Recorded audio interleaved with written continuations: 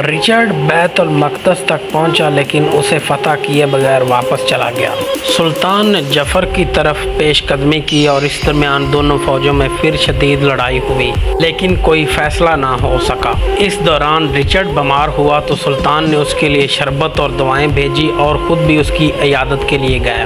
Richard को अब अपने वतन की याद सता रही थी। रिचर्ड को ये खबरें भी मिल रही थी कि इंग्लैंड में उसके भाई ने उसकी हुकूमत के खिलाफ बगावत कर दी है।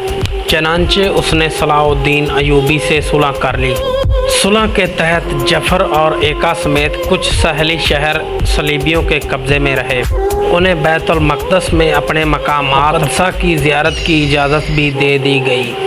यूं ही लड़ाई ख़त्म हुई तो रिचर्ड वापस इंग्लैंड चला गया और रिचर्ड और सलाहुद्दीन अयूबी की 3 साला जंग भी ख़त्म हो गई। सलीबियों की वापसी के बाद अयूबी भी बेफिक्र होकर घर जा सकते थे। सुल्तान सलाहुद्दीन अयूबी दमिश्क वापस पहुंच गए, लेकिन उनके दिल में एक खलश थी।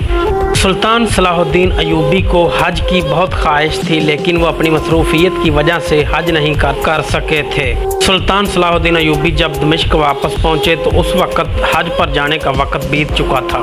तो दोस्तों, इस सच्ची कहानी का एंड होगा अगले पार्ट में। हमारे चैनल को सब्सक्राइब कर लो। यहाँ पर मिलेंगी आपको रियल स्टोरियाँ कि मुस्लिम बादशाहों ने कैसे जंगें लड़ी और कैसे जीती।